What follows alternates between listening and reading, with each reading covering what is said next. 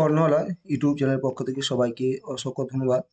আশা করি তোমরা সবাই ভালো আছো। দেখো, government of India, ministry of railway, railway যে রিক্রুটমেন্ট ব্যাপারটা ছিল সেখানে তোমাদের বিএড দের নতুন নোটিফিকেশন অনুযায়ী বিএড দের সেখানে বাতিল করা হয়েছে। মানে পিআরটিতে যে বিএডটা অংশগ্রহণ করার কথা ছিল, কিন্তু হাইকোর্টের অনুসারে যে প্রাইমারিতে বিএড দেওয়া হবে না, সেখানে বিএডটা বাতিল ছিল নতুন নোটিফিকেশন অনুসারে।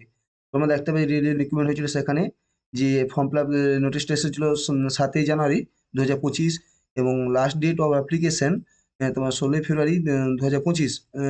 এটা অনুষ্ঠিত। তাই তোমরা অবশ্যই ফিল আপ করো, এবং যারা পিআরটিতে যারা হয়েছিল ফর্ম বিয়েটা সেখানে অ্যালাউ হবে না, ঠিক আছে।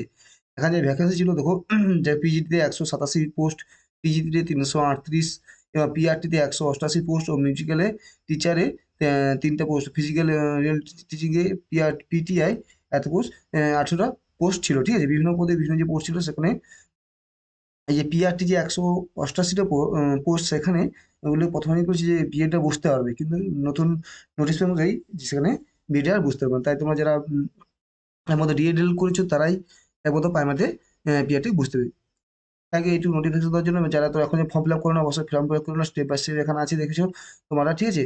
তো ভালো করে পড়াশোনা করো, প্রিপারেশন করো। সিট সংখ্যা 188 হলেও এখানে সিলেবাসটা আলাদা। তো আমি তোমাদের বলেছিলাম যে সিলেবাসটা এখানে নর্মালি সিলেবাস নয়, জেনারেল অনুযায়ী, জেনারেল জিকে, কারেন্ট অ্যাফেয়ার্স থাকবে।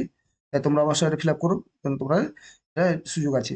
Thank you. যে চ্যানেল ভালো লাগে সাবস্ক্রাইব করো, লাইক করো, বন্ধুদের শেয়ার করো। Thank you.